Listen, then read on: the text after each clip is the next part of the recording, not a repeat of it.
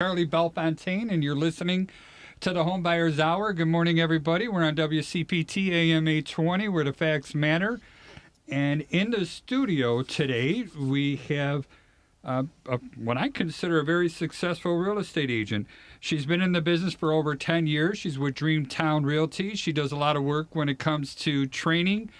And you know what? I didn't even ask to see how many people are on her team, but she trains other real estate agents. She works on as much as I've seen as professionalism as it can be. But she takes this job extremely seriously and understands the value of her reputation. Her name is Nicole Hajdu. Nicole, please give us a little bit more rundown than what I gave about you and your business, and say hi to somebody special, please. Somebody special. So many people, right? Hey.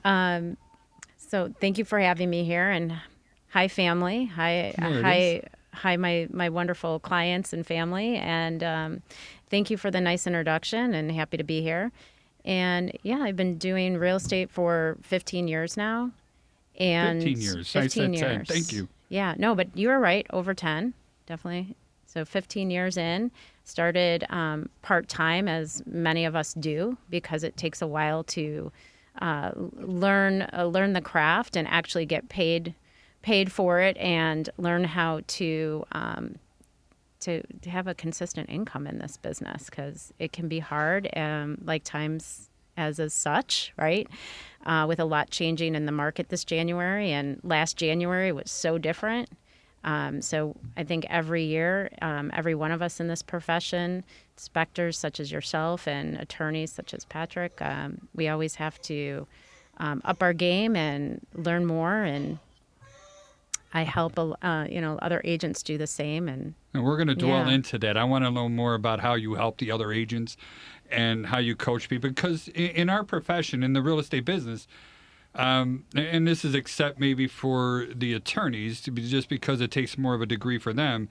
And Joey, I'm going to ask you to see how people come and go. But I know in the home inspection business and the real estate broker business, people come and go all the time. All right, they enter, they think it's a quick money maker, and then they don't make money in it, and they find another job that they go with it. But before we get into that, Patrick, if you don't mind, tell us a little bit about your business, and say hi to somebody special. Yeah, it's a bit harder to dip in and out of law given the $200,000+ in student loans that most of us end up having to repay. But what about the specialty laws? Like what made you decide for real estate? And when you first started, did you realize, holy poop, there's more that I need to know? I know I caught that one real quick, didn't I? Yeah.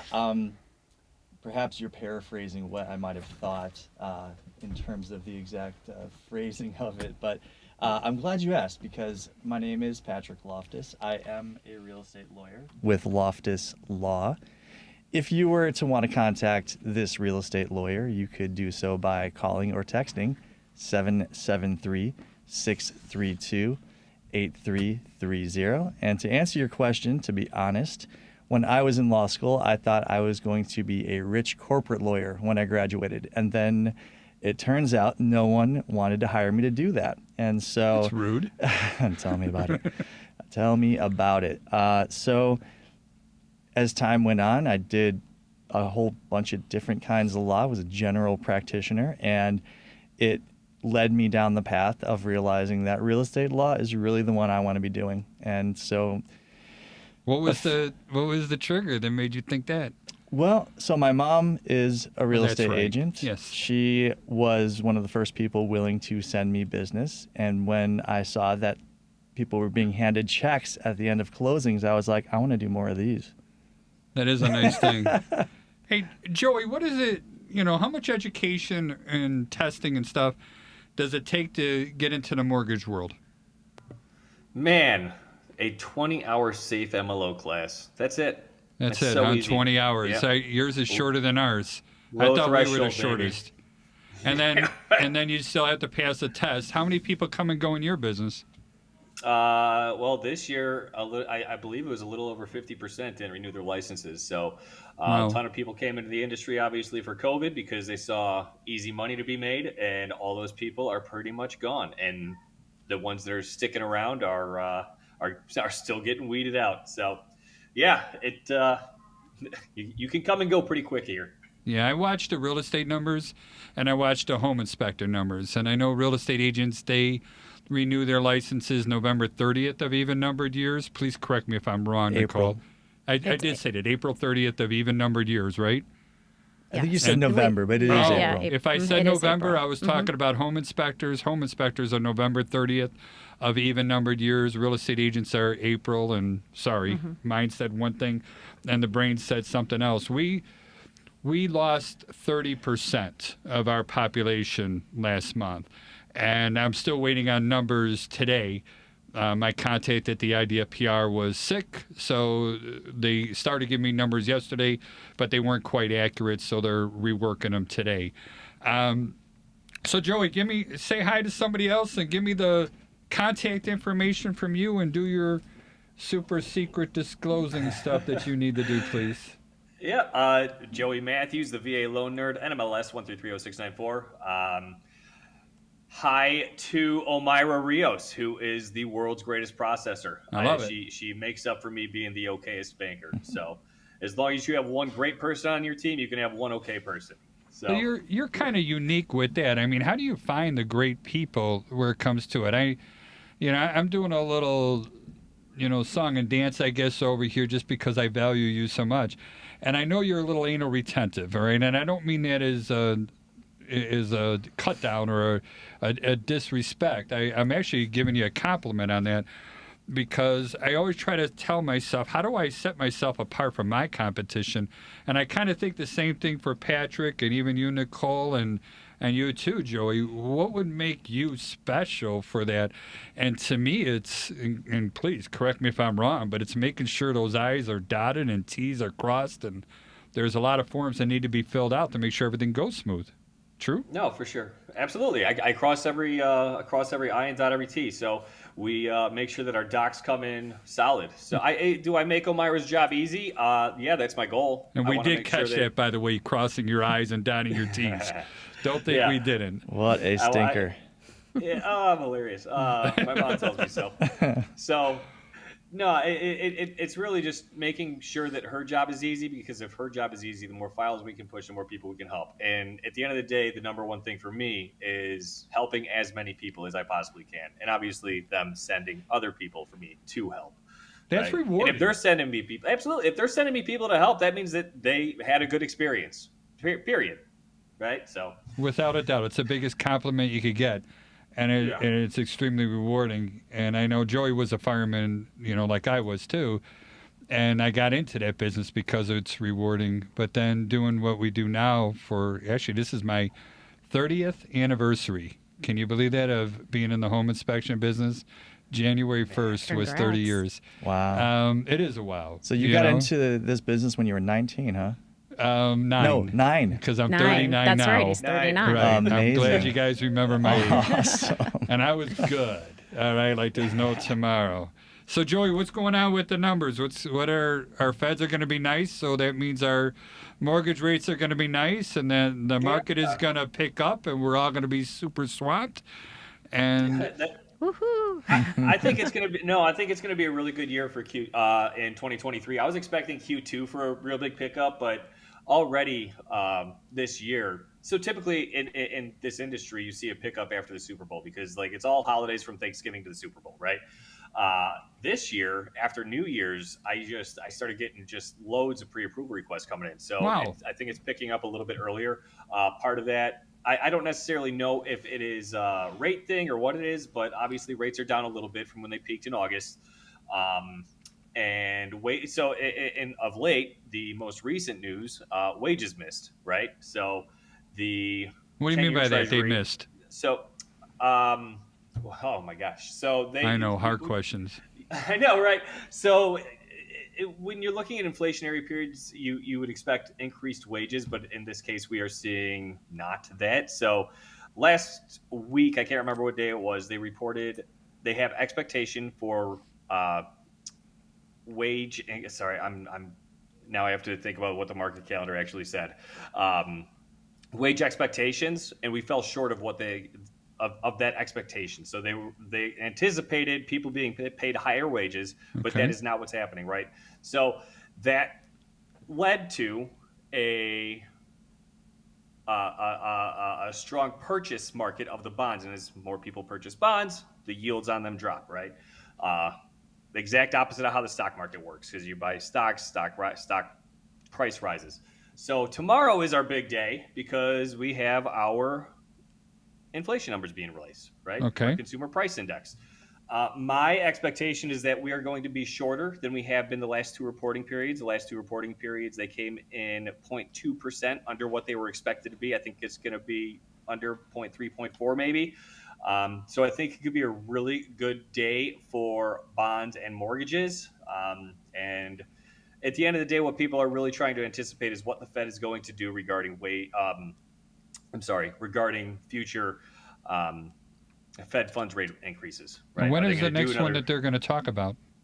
January 28th. So All that is when they're meeting again, and we will see what they do. But obviously tomorrow, which will be Thursday, January 12th, because you're hearing this on Saturday, unless you're watching live, is when we will see wage reports. CPI numbers get released. So, yeah, and yesterday, Jay Powell made some comments regarding the necessity of the Fed being politically neutral. So I think it got just conflated a little bit. So we saw a lot of sell-off in the bond market, but it looks like as of this morning that sell-off is gone. So I know that yeah, our good phone times. it is good times. And I know that our phone was kind of ringing over this weekend. Yesterday was a busy scheduling day for us, which it was nice seeing this early in January, where it comes in there. It's just nice seeing that the phones were starting to ring again, which is a little bit earlier. But then I look at the graphs from what was going on last year, and I mean, we pinned, last year the amount of inspections that we were doing, and this year we're nowhere near close to that. What are you seeing, Nicole? Oh yeah, last year was incredible in January. I mean, we were in spring market in January, and It was as crazy. Joey was saying, it's usually right after Super Bowl, and it was happening like the 2nd of January. People were like ready, and we had multiple offers. We were working with multiple buyers. Everybody was just wanting to get it done because they saw what was happening the year prior, and didn't want to be caught, and thought maybe they'd have a better opportunity in January when supposedly it's slower. And everybody kind of had the same idea, so it was extremely busy. And it was slower. Yeah. I mean, the last 2 years were just insane.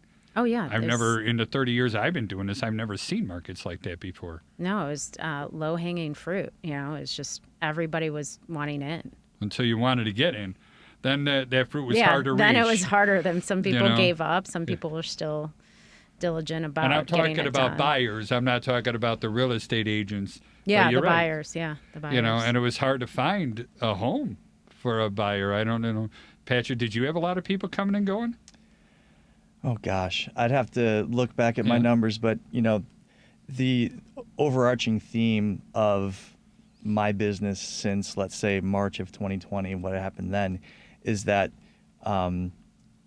a lot of what has happened is really without precedent. And I think we're still, although we don't necessarily think about COVID every day, we are still dealing with the aftershocks of it because so many levers were pulled in the economy with them, with the Fed dropping the interest rates down to zero.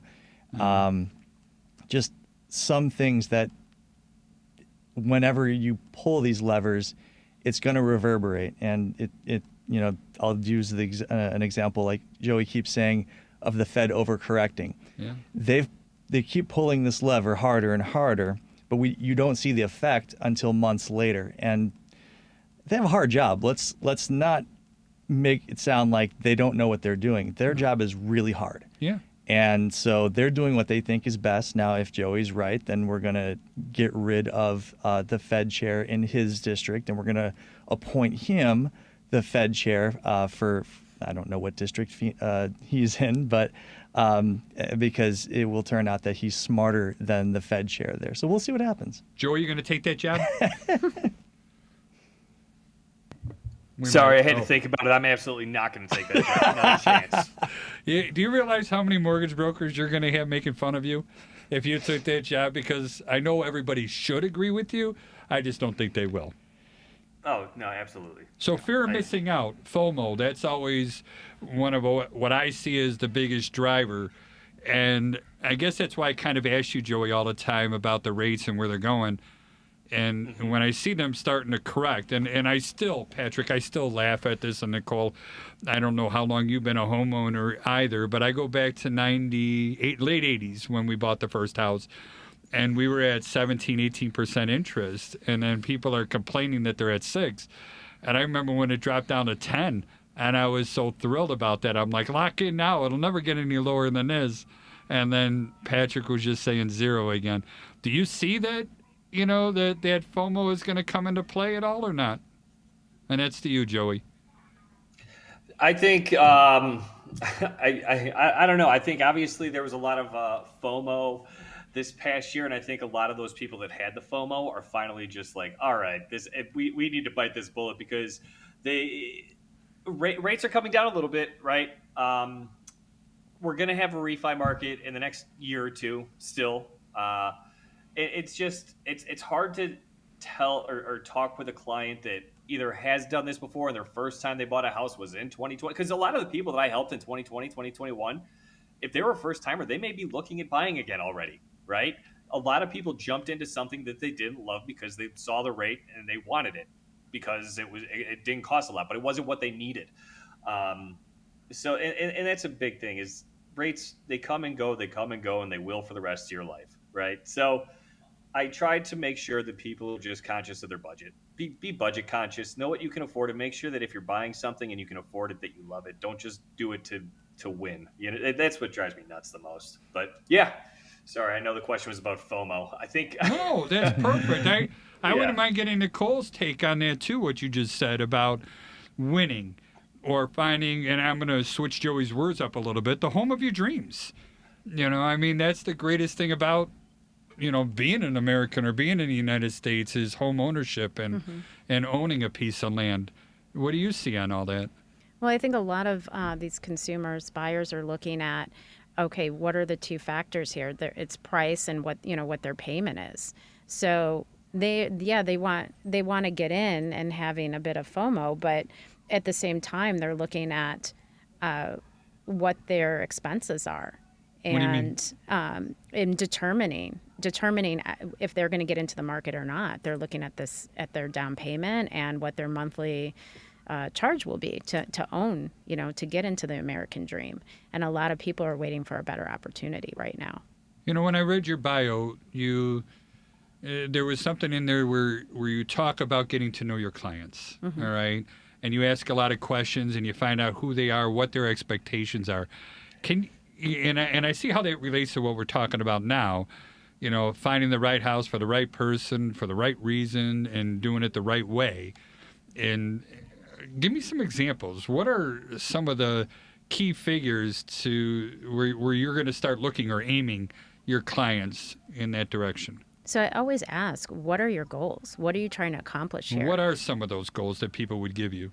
Some of them are, I'm looking to downsize. Okay. Some people are getting divorced. Some people are getting married and looking to buy their first home. A lot of first-time home buyers in this market. And then the last two markets, we were working with so many first-time home buyers, which I'm sure you've seen too. And, being an attorney and in inspections as well, just overrun with first-time home buyers. And especially ones who were just more so renting than even living with their family, but actually renting and I see a lot of that with the millennial group. Do you? As well? I do. Yeah, I do. And I just ask what their goals are. What are they looking to accomplish? So, some music in the background. Joey, I don't know if that's you or not. Is that my kid? God darn. Sorry. You're good. So go on. We're jamming over here. Yeah. Nicole, you're the only one hearing that. Oh my God, that'll make everyone crazy. Oh no. I'm kidding. No, but that's all interesting. Keep going. What else are they? Well, I'm asking, what are your goals? Because I'm looking at I'm a big planner. I do a lot of business planning. I teach a lot of agents to do business planning. You don't, if you don't have a plan and you don't have goals, like how do you know what you're doing and if it's a right decision, if it's a smart decision, if it's a decision that will get you to your end game. So I always look at what are we trying to accomplish? What is the risk? What are things that are deal breakers? Let's look at the facts. I'm always looking at statistics and facts. Okay, you think you can't afford this home, but do you know that it's just $25 a month extra to get a better home, a better quality in the neighborhood you want, the schools you want? So I break it down for them. And if it is a deal breaker, then I say, okay, let's talk about maybe in this neighborhood. Let me show you some things that are here. And are these factors deal breakers? Sometimes it turns into a different area, but they have to do more work in the house, or they have to do less work and it's a better area for them. So there's just so many questions that I ask on first meetings just to get an idea of what their goals are. And then I really work with them as long as it takes to accomplish that goals. Because some people will need to go back and say, okay, I need to look at my credit. Let me just tear this apart, get into it, really look at it, and talk to a lender and an advisor and get an idea of where I really stand and what corrections I can make to increase my credit, get a better rate, and maybe it'll all come together. All the stars will align and everything will come together because they've done the work. There's nothing that you have, in order for things to work out, you got to do the work. And you got to know where you're at. Mm-hmm. So it sounds like you started, what is our end goal, right? And then we try to figure out a pathway to get there. Correct. And then, so like my end goal is I want to stay in Wilmette and I want to own one of those big mansions that's right on Lake Michigan and a rolling boat dock that I can launch my boat into. Which lottery did you win to facilitate this? And Joey, you're just going to give me a negative interest mortgage to make this happen, so that You got it, fam. I could borrow $7 million or whatever it takes to buy that, and I only have to pay $1,000 a month on the mortgage. You'll make that happen? You know what? I'm gonna say no, so I don't get sued. Yeah, this is the kind of conversation that about 5 minutes in, you realize, this isn't going to be a fit. Yeah. Let me refer you to someone. Let me refer you to someone. Yeah. So one of my big words is expectations, Nicole. What happens, or how do you work with a client who has, and we'll just say unrealistic expectations, or you're not going to get to that end goal? How do you give somebody that bad news? So I ask enough questions to let them hear the answers for themselves.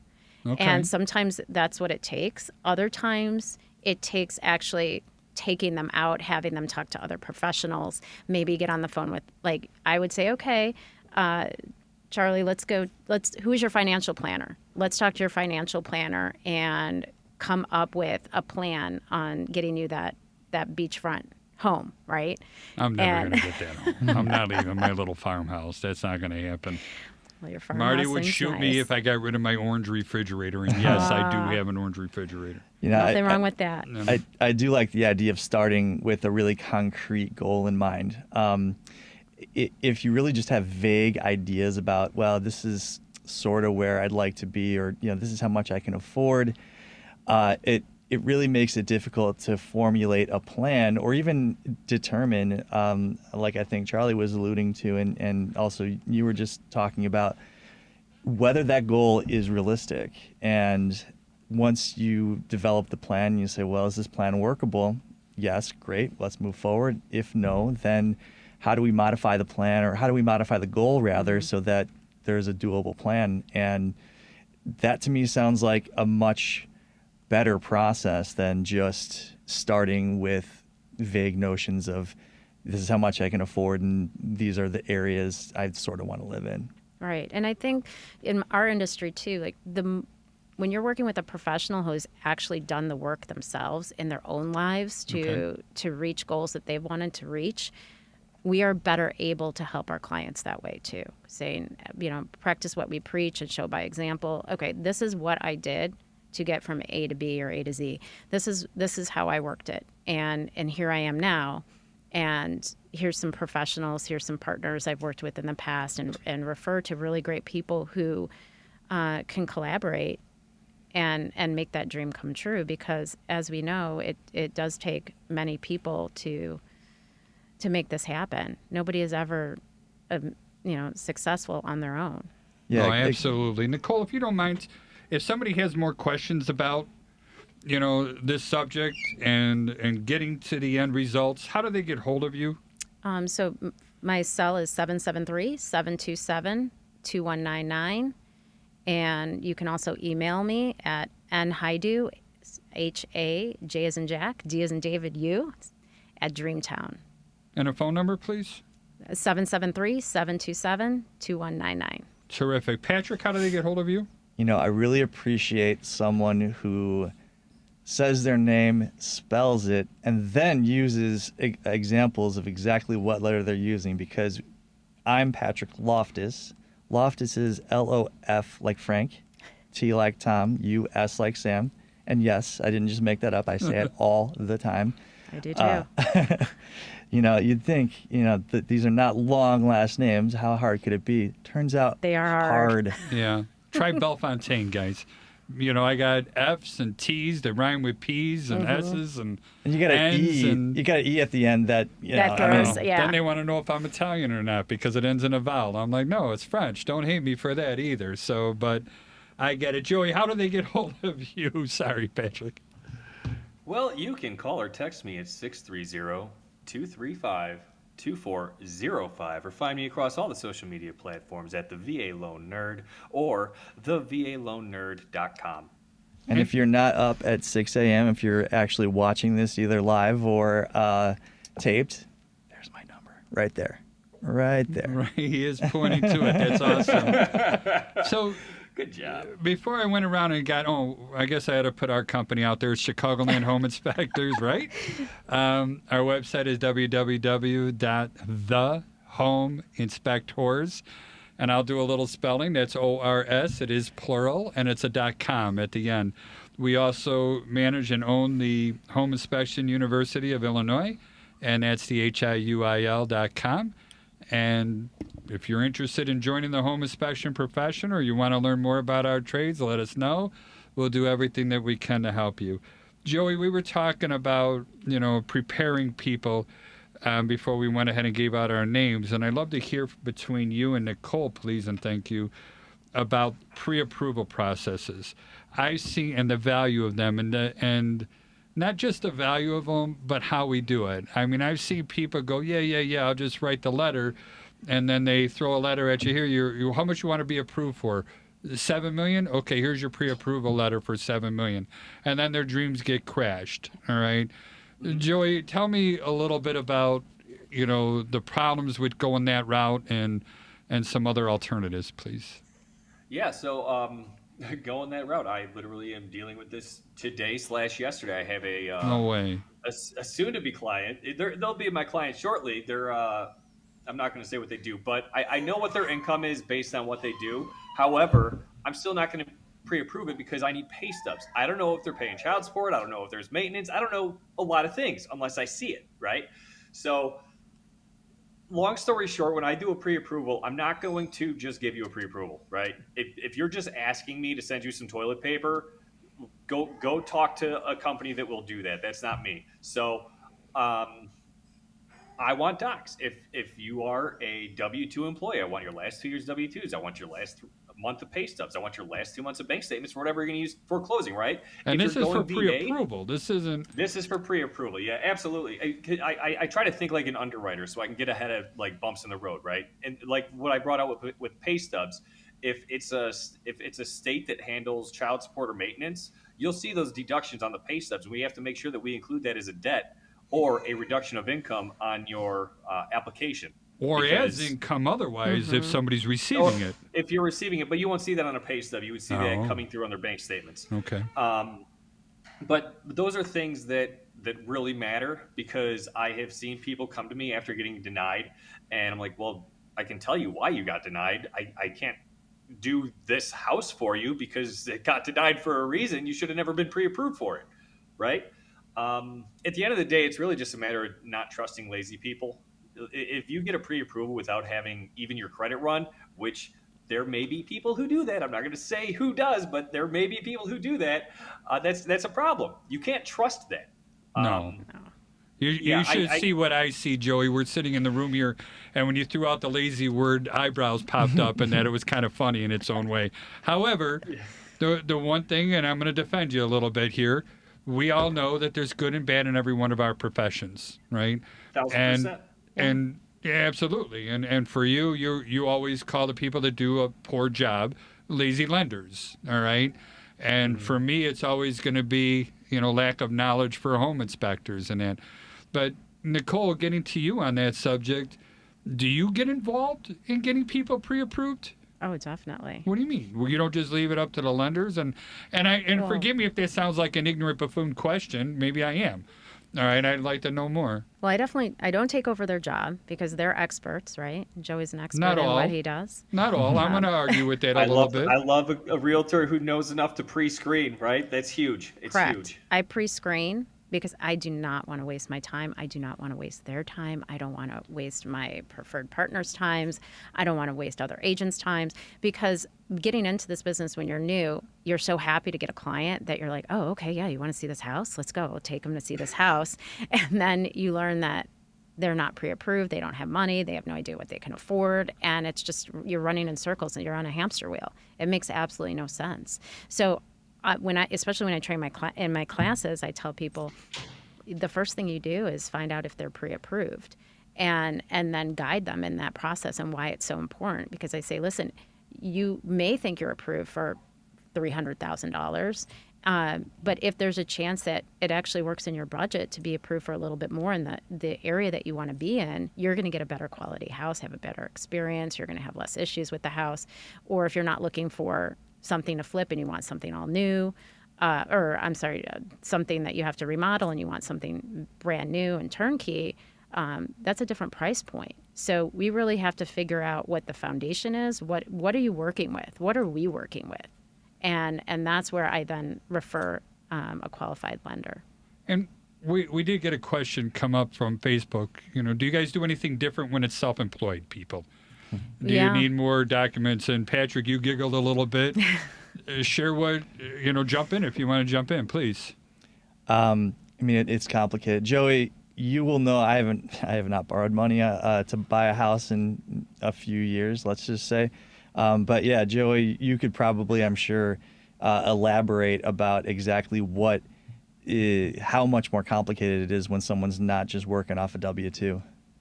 Well, I have some decently good news is I love working with self-employed borrowers because so many people do find it to be complicated and I do not. So I should be disturbed by this guy. He's an expert. Why do you like that stuff? Share. So it's not even necessarily that I don't want to say that I do like it. You know what? Screw it. No, I do like it. Right. And I like it because I know that I can do it. It's literally just knowing what you need. So I need personal tax returns. I need business tax returns. And depending on how you file your taxes, I will know what I need. Am I missing K-1s? There's a lot of documents that I will need, but it's honestly, it's still so easy to do. It's plug and play numbers, right? So you have to know what to put in. And I think that's exactly a fair statement. If you don't put garbage in, garbage out, I guess is where I'm going. I just helped a friend of mine who filed their taxes incorrectly, right? They were showing negative $30K in income a month, the way they filed their taxes. Nice. Right? That's a huge problem. So it's not a problem when you're talking about that person and their relationship with the IRS, but if they're trying to buy a house, that is a huge problem. Long story short, I contacted their CPA and I told them like, hey, just so you know, you put this disbursement on the wrong line. This annual disbursement on the wrong line. So it did change their income from the negative 30K to the positive 30K that it should have been, which they were fine with because they knew they were going to owe for taxes. They came to me because they're like, this doesn't seem right at all. Why do I not owe taxes? And so I looked at it and I was able to help. But and I'm actually helping them buy 2 places right now in Florida. But so on 30K income, I think we need to talk after the show, Joey. That's I a said month. monthly. Oh, monthly. Oh, monthly. Yeah, 30K Oh, a month. dear. I caught that one too. Monthly. You know, yeah. that's not Never a bad mind. income. Yeah. Never mind. I But might that's- even be They're able to doing get my okay. Lake Michigan house Yeah. there. Who There you knows? go. Yeah, I don't but- make 30 grand a month. But I'll that's tell great. You that. were able to look at that and see where the issue was, because I don't know if a lot of people would be able to do that. I'm just a nerd. And I know I say the VA loan nerd, but I'm just generally a nerd. If I screw something up once, I never screw it up again. And in the past, I have screwed things up, and I learn. I always learn from my mistakes, and that's part of my mantra for my team. You're allowed one mistake, but don't repeat it. You know, it reminds me, this was something I was going to say before Charlie reminded us that we should mention who we are.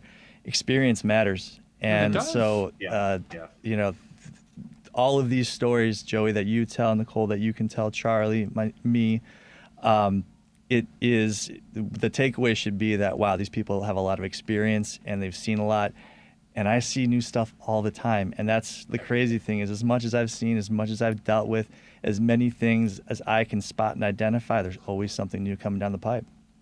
Nicole does Yes. training for Dreamtown Real Estate, or is it Dreamtown Realty? Is that the proper way to say it? Dreamtown Realty. Dreamtown think Realty. about I that for a second.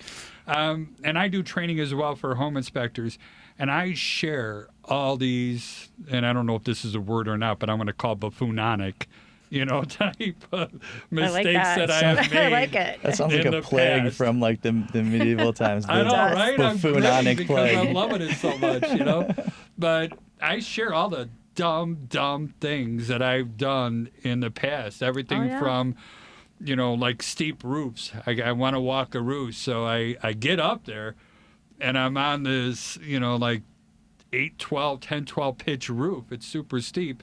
And I'm sitting up on the edge there. It's like, now what? How am I going to get down? And I got to do the old butt scooch, and I'm afraid I'm going to come down with buttless chaps on my pants because I'm worn away on the roof and that. I've been scared a few times like there's no tomorrow.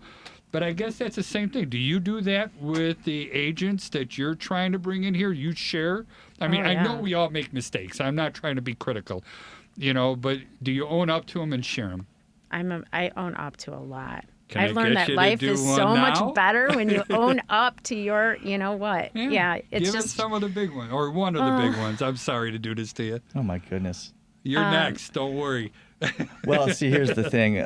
My professional malpractice insurance carrier will not allow me to share any of those, and lucky you. even if they would allow me, that could affect my premiums in the future. So I take the fifth. Oh, Yeah, goodness. All right. smart. I think there's a few times in the beginning where I just kept going out with people. I mean, like 50 houses later. Like that's 5-0. 5-0. Like that was early on, right? I don't do that anymore. It's almost like being in the entertainment business at that time without audition getting paid. after audition after Yeah. audition and not getting a part, right? And Yeah. it was just too much. But you just feel like, oh God, I put all this time and I've invested all this time, and you believe in them, but you know what? It's about setting expectations, educating, knowing our craft, putting in our skill sets and putting that all together to have an honest conversation with them. Saying, hey, this is not working, so let's change the plan, or this is not a good fit. What are some of your And- triggers to know that somebody's ready to buy, or if they just want to go? Looking, On shopping, a window tour. shopping. Yeah, on a What tour. was going through my house was decoration ideas. I'm Oh, sure yeah. that happens. So asking the questions in the beginning, like I even ask, how motivated are you on a scale to 1 to 10? How motivated are you? Give me a number. And what happens if you don't find a house? What does this mean for you? Oh, it means that my daughter can't go to college in the area. This literally happened. They were moving to have it be an easier commute for their daughter for college.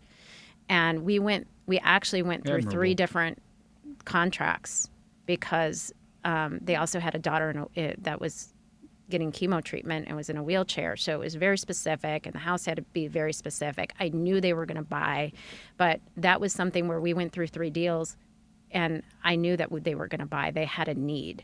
So you find out the client's need. But in the very beginning, you're running around just like happy to be there and like show houses, and you're like, oh, this is going to be my deal, and then it's not. Now, when you're saying in the beginning, are you talking about the beginning of the relationship with the new client, or are you talking about beginning of your career? Beginning of my career and most real estate agents' careers. And that because it goes back to what Patrick was saying, right? Knowledge, education, experience. Experience. Yeah, you develop an intuition for these sorts of things. Even if you can't quantify it, you can just, your gut will tell you. And listen, listening to your gut is probably one of the best bits of advice you could ever take. I had a real estate agent working with a client, and he used, I think it was 17 showings that they did with this client, and they hired us. We did the inspection, and there was a lot going on in the house. All right, and he basically told our client that, listen, you could live with that. That's nothing. $50. We'll get it fixed. Everything's minor. They moved in. The clients were upset, not with us. We were pretty accurate with everything that they did, but they hated that real estate agent. They went online, they started doing bashing. They called us, and it's like, I honestly, don't like misleading people. I hate it. It's a big deal to me. Yeah, because, something that's not a big deal for us is a big deal for someone else. Absolutely. And you can't make light of that, and you have to keep the respect there and the understanding. Yeah. Yeah, And this that's is where their lives. They're counting on us. So, for example, their families' lives. Yeah. And I say, you make the decision. I'm educating you with the facts, and you make the decision that is good for you, that is best for you. And I always tell my clients that. I don't push any of them. The decision is theirs. Let's go around the horn one more time, Nicole. How do people get hold of you? 773-727-2199. They can call or text, or email at nhajdu, H-A-J as in Jack, D as in David, U, at Dreamtown. I'm gonna learn how to pronounce that name. I promise. Hajdu. That you take it that simple, it's easy. Hajdu. Exactly. Patrick, please. Call or text 773-632-8330. Don't forget to hit that like button, smash the subscribe button, and enable alerts. Why not? Absolutely. And do a search on Facebook for the HomeBuyers Hour as well, and give us a like on that. That really helps. Please like us, please. Yeah, we're on our way to 1 million visitors. I mean, we've got a long way to go, but we're on our way. Wow, yeah. Yeah, I think we need 900,000 and something. Who knows? But Before you know it. exactly. Joey, how do they get hold of you? You can call or text at 630-235-2405, or find me across all the social medias at the VA Loan Nerd or at thevaloannerd.com. I don't know if that's like elevator talk that I'm hearing on his voice. That's my super slow talk that you warned me about from, I think, a year ago when we started doing this. When I was like, 630-235-2405, and you can buy me, So, yeah, I slowed it down a lot. It's a radio talk. I like it. It's awesome. My name is Charlie Bellefontaine. Belle, F as in Frank, O-N as in Nancy, Taine. All right, and it's the name of the Let me write that down. is Chicagoland Home Inspectors. Our phone number is area code 312-544-9180. Repeating, 312-544-9180. Our website is thehomeinspectors.com. And I don't really care what anyone else says. We are the best home inspection company in the entire state of Illinois, and I'll go toe-to-toe with anyone who wants to argue that one. See, I think I would have to qualify. I think we've got some ethical. I can't say I'm the best law firm because then I've got the ARDC coming after me. But just like Carlsberg beer says, probably the best beer in the world. Different, but I could say probably the best real estate law firm in the Chicago area. I'm sure you are. At least I think you are. That's my opinion, and I'll write a testimonial any day of the week. So, Nicole, getting back there, what do you think are some of the biggest hang-ups, that you're able to educate clients and get them over? What are your roadblocks that happen? I think a lot of clients, a lot of sellers and buyers are always waiting for the perfect time. Is there? No. Ever? I think the perfect time is what makes sense to your life, your lifestyle, That's what fair. you're trying to accomplish. I mean, I remember That's very fair. I moved during the pandemic. The first week of the pandemic, I put my house up for sale because I said to myself, okay, if I'm going to educate people in this in this business and they're coming to me during the pandemic to sell or buy, I need to do this for myself. The Plus, very first week. first week. I mean, when we shut down, I remember that the real estate market shut down for a good week until they determined we were essential workers because Americans need housing. That's one of our basic needs. Well, we were still able to speak to our clients, sign listing agreements, do all that. I mean, there was a good, I'd say 3 weeks where we were kind of like, don't do anything yet. Don't do anything. I knew I was going to put my house up. It was now or never because I looked at my life and I had kids they were in high school, going into college soon, and we were outgrowing the space. So I said, this is the time. So right when we were able to, that first week out, I put my house up for sale. I had photographers in with like 3 masks on. I had stagers come in. We couldn't touch each other, be in the same room. It was a scary time. It was a scary time, but I did it with gaining education and also taking on an opportunity. I was saving and I was planning for those past 10 years to move. And this was the time. If you plan enough, you will know when the time is right, to answer your question. But you have to have a plan and you have to understand what your goals are and what you're trying to accomplish. Otherwise, you're never going to know when the time is right and you're going to miss it. So you plan it, and then when the time is right, you jump on it. And that's what I did. And I got a really great interest rate and moved into an area I probably would not have been able to move into without that rate, right? And it was the next step for me. So everybody is different depending on what their lifestyle is and what they're trying to accomplish. So I think a lot of the roadblocking comes in when people just don't know why they want to move or what they're doing or where they're going, and they haven't done the homework.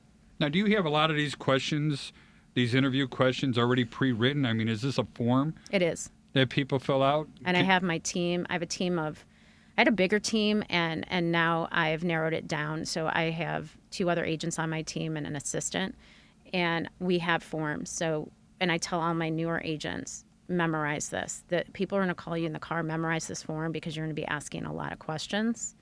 And when you're asked questions, it's a form of coaching in a way too, because it makes you really think about what you're saying and makes you think about the answer. Right? And it makes you think about like, wait, what am I doing? How am I doing this? Or how much do I know and how much do I not know? You bring up a very good point. And this is something that I try to encourage also other home inspectors. You're going to get asked the same questions over and over again. Write it down. All right? That's my whole thing. And in today's world, especially, I think, the younger generation, I'm a boomer at 39. We weren't used to, all the stuff and all the technology that comes on today. I used a dial phone. I had a corded phone that if I wanted to have privacy, would have to have a long cord, and I would go to the bathroom and shut the door, and I would have to sit there for my own privacy. Got the rotary. Yeah. I did. I think we're all around the same age for that. Yeah. Right? Yeah. And it's a different world than what it is today. But it's write these things down and get to know them, and it's more of developing the processes and the systems and that I'm talking about. And there's nothing that says you can't change it. Oh, it's always changing. We're always changing and adding and taking things out, and because things change every year. Absolutely. Things change every quarter, really. People change every year. People change. I mean, look at how far your business has come over the years, and yeah. Things that you do differently, and when you're in inspections, how everything is a system. In 30 right? years, I changed our business name, I think 3 or 4 times. My very first business for home inspection was Bell Home Inspection. So it was like Beauty and the Beast, Bellefontaine, Bell Home Inspections. And I realized nobody's ever going to be searching for Bell. And then it was Charles Bellefontaine and Associates, and then finally now it's Chicagoland Home Inspectors. Yeah. So you're bringing back it's good maturing. memories. It's maturing to 39. It's hard to get there. A lot for of people one, don't make it. I, for one, welcome our AI overlords that are going to come and do all of my work for me. And then I can just be the face on the sign.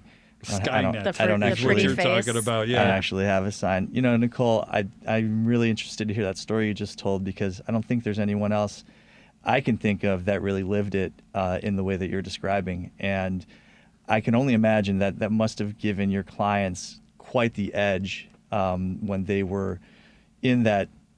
I hate this term because it's been beat to death, but in that uncertain time, it's really quite remarkable.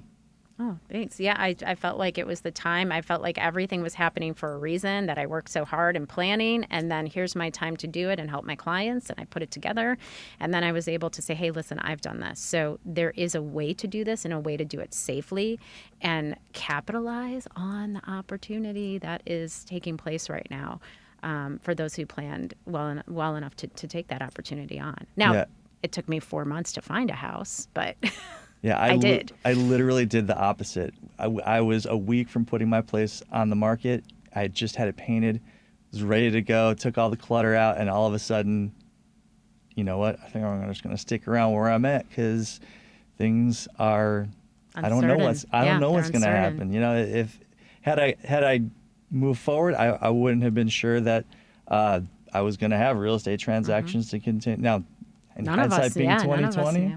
I might have made a different decision, but I'm not unhappy with where we're still at. So yeah, and people do what works for them and what's comfortable for them, and risk factors. Yeah, there's deal breakers. It's a very courageous move on your part, in my opinion, having sort of been in the same situation.